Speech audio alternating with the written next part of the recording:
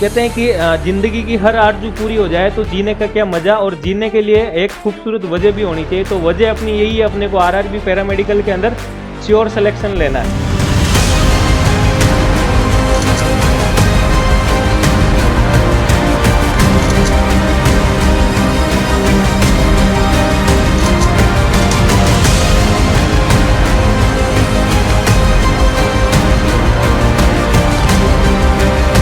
Hello नमस्कार प्यारे बच्चों, कैसे आप सभी।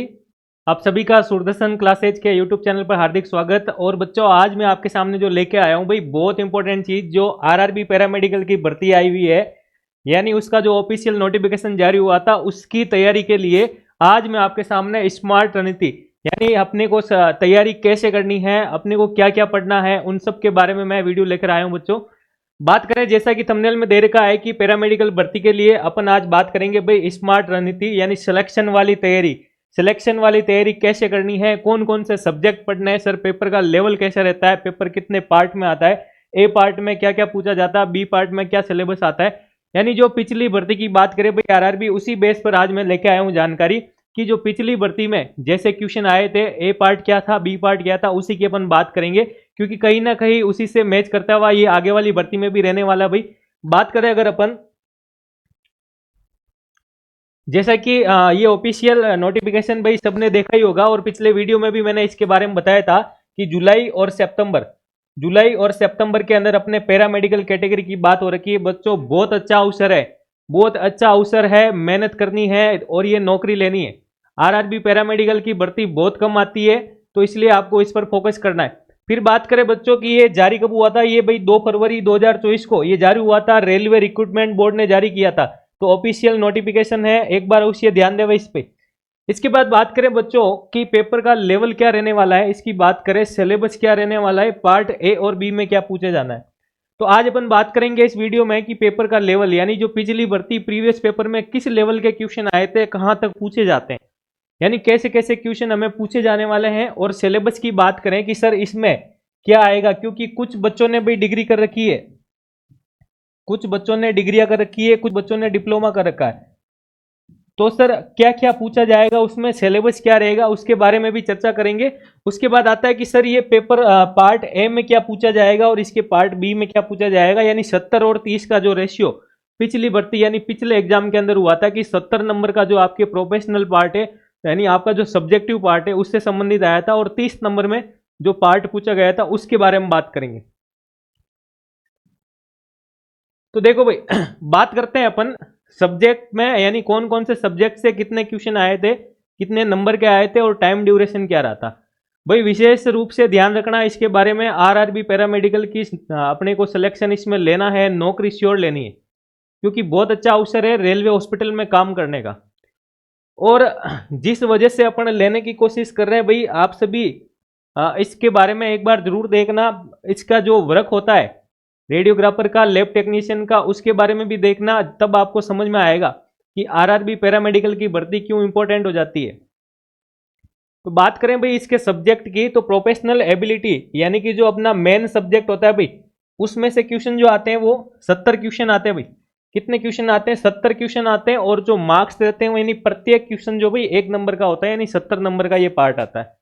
इसके बाद बात करें अपन की जनरल अवेयरनेस, जनरल अवेयरनेस से क्वेश्चन आते हैं भाई, 10 क्वेश्चन आते हैं और 10 नंबर के आते हैं। तो देखो भाई इसमें जो पार्ट ए था अपना 70 मार्क्स का था, बहुत इंपॉर्टेंट, यानी रेडियोग्राफर की भर्ती है तो रेडियोलॉजी से संबंधित, रेडियोथेरेपी से संबंधित कौन कौन से सब्जेक्ट से पूछे जाने वाले, अगर इसी वीडियो में अपन आगे बात करेंगे। वीडियो को आगे देखते रहिए, पूरा देखिए भाई, जिससे सारी जानकारी पता रहेगी। इसके बाद बात करें अपन मैथ और रीजनिंग के 10 क्वेश्चन रहने वाले हैं, 10 नंबर के। और जनरल साइंस जो अभी तक अपन पढ़ते आए हैं और मेडिकल लाइन में है, तो अपने को जनरल साइंस की कोई दिक्कत नहीं है सर, 10 नंबर के क्वेश्चन आते हैं इसमें, 10 सवाल। तो जो 30 नंबर का है भाई, इसी 30 नंबर पे आपको फोकस करना है, क्योंकि 70 नंबर का पार्ट तो आप पढ़ते हुए आए हो, आपको थोड़ी सी डायरेक्शन की आवश्यकता है कि 70 नंबर में आपको क्या क्या कवर अप करना है। तो बच्चों बात करते हैं अपन कि अगर ये सर रेडियोग्राफर के लिए है, रेडियोग्राफर के लिए आती है, तो रेडियोग्राफर में कौन कौन से सब्जेक्ट पढ़ना है, और लैब टेक्नीशियन की भर्ती है इसमें, तो लैब टेक्नीशियन के लिए क्या क्या पढ़ना है। तो बात करते हैं, देखो रेडियोग्राफर के लिए सब्जेक्ट की बात करें तो बच्चों आपको एनाटॉमी पढ़नी है, फिजियोलॉजी पढ़नी है और पैथोलॉजी पढ़नी है। यानी कि डिप्लोमा वाले बच्चे ने 2 साल के अंदर जितने सब्जेक्ट पढ़े थे उन सारे के सारे सब्जेक्ट को आपको पढ़ना है, उसी से 70 नंबर का पोर्शन रहने वाला। बहुत इंपॉर्टेंट पोर्शन रहने वाला है बच्चों। जिसका ये 70 नंबर का तैयार है वो अभी से लग जाओ भाई 30 नंबर वाले में, और जिसका 70 नंबर का तैयार नहीं है वो 70 नंबर का तैयार करे और साथ में क्वेश्चन भी लगाए। मैं आप लोगों के साथ क्वेश्चन भी लेके आऊंगा कि क्वेश्चन किस तरीके का आते हैं। मैं इसी वीडियो में आपको 5-7 क्वेश्चन ये बताऊंगा कि भाई पेपर का जो पिछला लेवल रहा था उसमें किस तरह के क्वेश्चन आए थे, तो आपको पता लग जाएगा कि सर आगामी भर्ती यानी आगामी परीक्षा में हमें किस लेवल के क्वेश्चन पूछे जा सकते हैं और हमें किस प्रकार तैयारी करनी।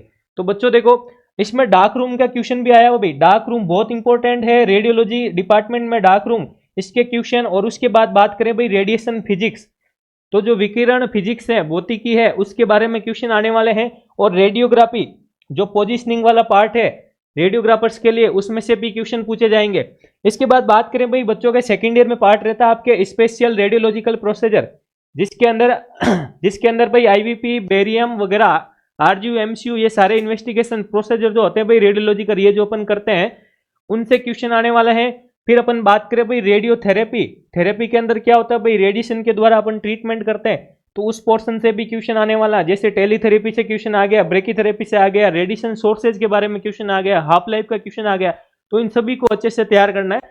इसके बाद आ गया रिसेंट एडवांस की बात करें, CT scan, MRI, sonography, transducer के बारे में पूछ लिया सर, एमआरआई की सीक्वेंस के बारे में पूछ लिया, सिटी और एमआरआई के बीच में डिफरेंस का क्वेश्चन पूछ लिया। इसके बाद बात करें बच्चों पेशेंट केयर के लिए, पेशेंट केयर और हॉस्पिटल मैनेजमेंट से भी क्वेश्चन आता है। और फिर अपन बात करें भाई रेडिएशन के हजार्ड्स के बारे में, रेडिएशन से क्या क्या नुकसान है, ठीक है ना। और डोजीमेट्री के बारे में क्वेश्चन भी आ सकता है, पर्सनल डोजीमेट्री, टीएलडी की बात करें उससे भी क्वेश्चन पूछा जा सकता है। तो ये तो था भाई रेडियोग्राफर्स के लिए कि रेडियोग्राफर पैरामेडिकल जो आरआरबी की भर्ती आ रही है, रेडियोग्राफर की पोस्ट आ रही है, उसमें अपने को 70 नंबर का पोर्शन क्या क्या पढ़ना है। तो बच्चों ये सारे सब्जेक्ट अपने को पढ़ने हैं और इन्हीं के क्वेश्चन अपने को लगाने हैं।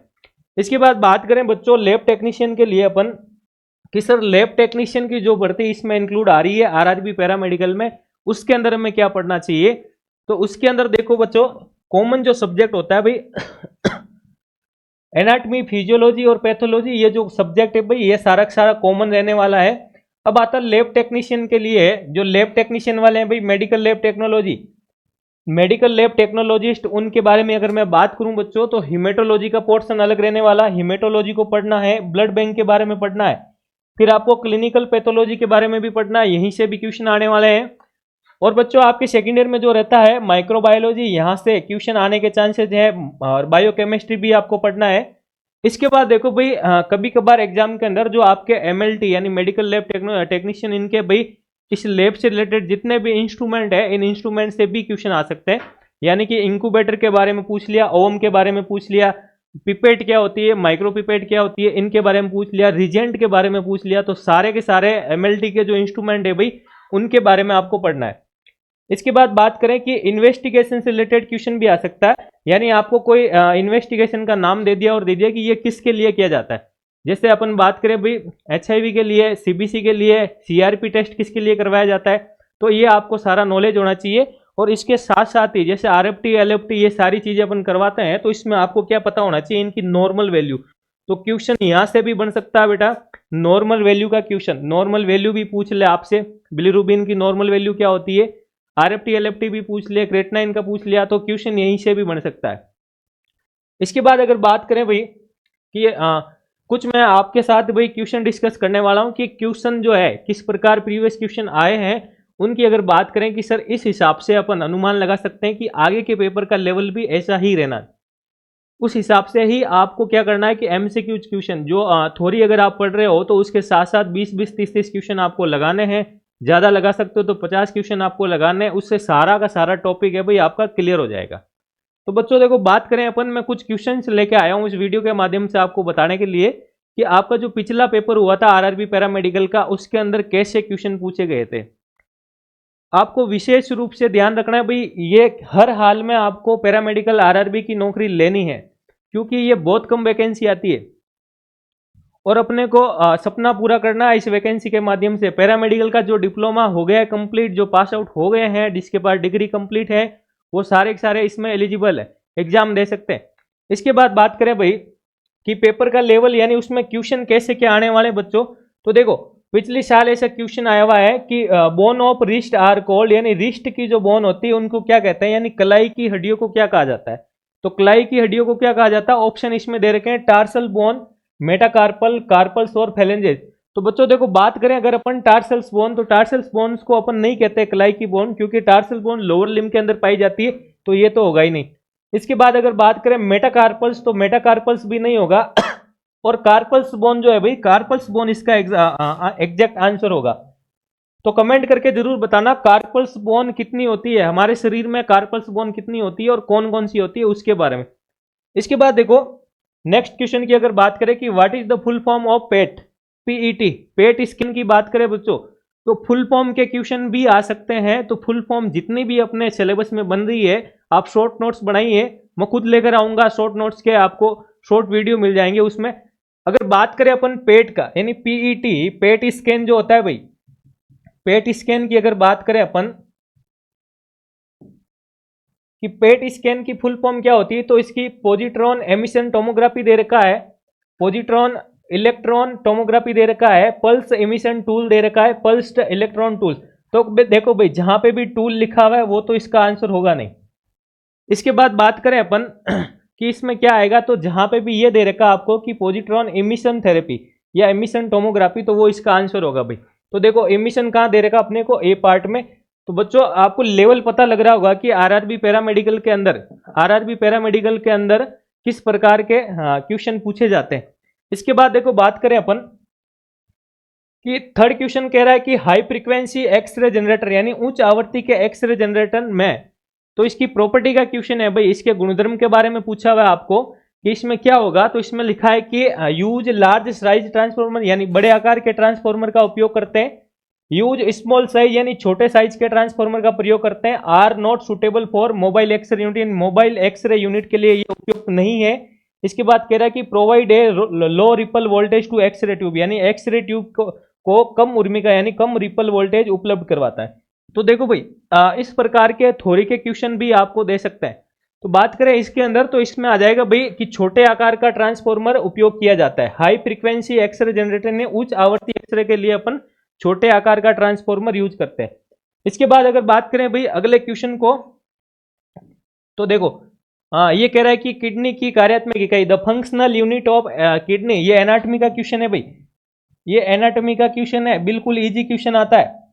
तो किडनी की फंक्शनल यूनिट जो होती है उसकी अगर बात करें अपन, तो देखो भाई इसमें दे रखा है कि कॉर्पुस्कल्स, तो कॉर्पुस्कल्स नहीं होता है, रीनल प्लेक्सस ये भी नहीं होता है, नेप्रोन, नेप्रोन जो होता है भाई इसका आंसर होता है, रीनल ट्यूब्यूल्स नहीं होती है। इसके बाद देखो, इसके बाद कहा कि डेवलपिंग गोल, ये क्वेश्चन है भाई डार्क रूम का मैं एक एक दो दो क्वेश्चन भाई आपके सारे सब्जेक्ट है उनसे रिलेटेड लेके आया हूं। ये क्वेश्चन है आपके डार्क रूम वाले सब्जेक्ट से कि डेवलपिंग सॉल्यूशन है, तो उसमें दिया इसने कि इज न्यूट्रल यानी ये उदासीन होता है, इज एन एसिड यानी एक अम्ल होता है, फिर इसने कहा रिमूव अनएक्सपोज सिल्वर हेलाइड यानी संपर्क में ना आने वाले सिल्वर हेलाइड हटाता है, या ये कह रहा है कि converts invisible latent image into visible from, तो ये कह रहा है कि अस्पष्ट छवियों को दृश्य रूप में परिवर्तित करता है। तो इसकी अगर बात करें अपन तो इसमें आ जाएगा भाई कन्वर्ट इनविजिबल लेटेंट इमेज को किस में करता है, विजिबल, यानी इनविजिबल से ये क्या बनाता है भाई, विजिबल बनाता है, इनविजिबल से विजिबल बनाता है।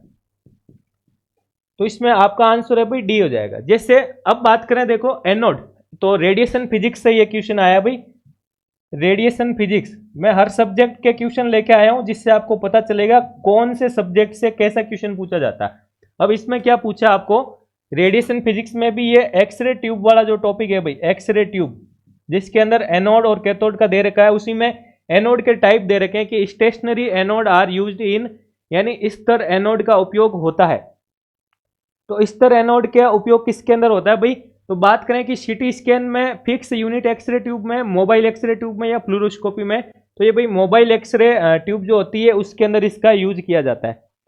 इसके बाद बच्चों अगर बात करें अपन और किस प्रकार के क्वेश्चन पूछे जाते हैं कि फिलामेंटल ट्रांसफॉर्मर, ये भी रेडिएशन फिजिक्स का क्वेश्चन है, रेडिएशन फिजिक्स का क्वेश्चन। इसमें कहा कि फिलामेंट ट्रांसफर एक है power transformer, step up transformer, auto transformer या स्टेप ट्रांसफॉर्मर। बिल्कुल वन लाइनर क्वेश्चन है, लेकिन यहाँ पे कंसेप्ट लग रहे हैं सबके अंदर, इसलिए आपको पता होना चाहिए इनका आंसर। इसके बाद देखो बात करें भाई, इसका आंसर जो हो जाएगा वो स्टेप डाउन ट्रांसफॉर्मर हो जाएगा। अब देखो ये एनाटॉमी का क्वेश्चन कि the small glands found on the top of each kidney, ये कह रहे हैं कि भाई प्रत्येक किडनी जो होती है इसके टॉप पर, इसके टॉप पर एक ग्लैंड्स होती है भाई, इसके टॉप पार्ट पर एक ग्लैंड्स होती है, उस ग्लैंड्स को क्या कहते हैं भाई, यहां पे एक ग्लैंड्स होती है, इस ग्लैंड्स को क्या कहते हैं, तो इस ग्लैंड्स को भाई एड्रिनल ग्लैंड्स कहते हैं, एड्रिनल ग्लैंड्स। तो इसमें देखो दे रखा है एड्रिनल ग्लैंड्स, तो ये इसका भाई सही आंसर हो जाएगा। इस प्रकार के क्वेश्चन भाई सारे पूछे जाते हैं। इसके बाद देखो इसमें कह रहा है कि ब्रह्म स्टर्लिंग रेडिएशन, रेडिएशन फिजिक्स का क्वेश्चन ब्रह्म स्टर्लिंग रेडिएशन, उसकी प्रॉपर्टी दे रखी है कि प्रोड्यूस एक्सरे स्पेक्ट्रम, जो ये क्या कह रहा है कि प्रोड्यूस करता है एक्सरे का स्पेक्ट्रम। इसके बाद कह रहा है कि is nothing but the tube current, यानी ट्यूब करंट के अलावा कुछ भी नहीं देता है। Produce monoenergetic x-ray proton, यानी मोनो एनर्जेटिक एक्सरे फोटोन का उत्पादन करता है। Is nothing but the thermionic emission, यानी तापायनिक उत्सर्जन के अलावा कुछ नहीं देता। तो ब्रह्म स्टर्लिंग एक्सरे के अंदर भाई क्या होता है, उसके अंदर क्या होता है कि सर उसमें प्रोड्यूस होते हैं क्या, एक्सरे का स्पेक्ट्रम, तो इसमें ए आंसर आ जाएगा। इसके बाद बात करें भाई, हाँ ये देखो भाई ये पूछा है आपको एनाटॉमी फिजियोलॉजी से संबंधित क्वेश्चन थोड़ा डिटेल में, कि which modality is more sensitive in the detection of lacunar infection and also helps in the triage of patient for thrombolysis, यानी लेकुनर इन्फेक्शन का पता लगाने में कौन सा तरीका अधिक संवेदनशील है। ये इन्वेस्टिगेशन से रिलेटेड पूछा है, और ये थ्रोम्बोलिसिस के रोगियों के उपचार के क्रम का निर्धारण करने में भी मदद करता है। तो भाई अपने को पता होना चाहिए लेकुलर इन्फेक्शन, लेकुलर इन्फेक्शन के लिए आपको कौन सी इन्वेस्टिगेशन करवाते हैं, तो उसके लिए भाई सीटी स्कैन करवाते हैं या एमआरआई करवाते हैं या एक्सरे करवाते हैं या सोनोग्राफी करवाते हैं, तो आपको पता होना चाहिए भाई। तो इसमें एमआरआई करवाते हैं, ये एमआरआई के अंदर। तो इस प्रकार के भाई बच्चों क्वेश्चन जो है भाई ऐसा लेवल रहता है, यानी कि इसके अंदर हमने देखा कि सर इजी क्वेश्चन भी थे, इजी क्वेश्चन भी पूछे जाते हैं कुछ क्वेश्चन, और कुछ मीडियम भी आ जाते हैं, लेकिन एक आध क्वेश्चन जो है भाई 10% जो मामला रहता है वही हार्ड क्वेश्चन का रहता है। तो अपने को सारी तरह से तैयारी करनी है और इसमें सिलेक्शन लेना है क्योंकि बच्चों देखो कहते हैं कि जिंदगी की हर आरजू पूरी हो जाए तो जीने का क्या मजा, और जीने के लिए एक खूबसूरत वजह भी होनी चाहिए। तो वजह अपनी यही है, अपने को आरआरबी पैरामेडिकल के अंदर श्योर सिलेक्शन लेना है, श्योर सिलेक्शन लेना है, श्योर नौकरी लेनी है, क्योंकि ये मजे वाली नौकरी है भाई। ठीक है, इसी के साथ भाई थैंक यू कहना चाहूंगा। और अपन जो है भाई लैब टेक्नीशियन और रेडियोग्राफर इनके क्वेश्चंस यूट्यूब के माध्यम से करवाएंगे, आप सबकी तैयारी अच्छे से करवाएंगे। मस्त रहे, स्वस्थ रहे, जय हिंद साथियों।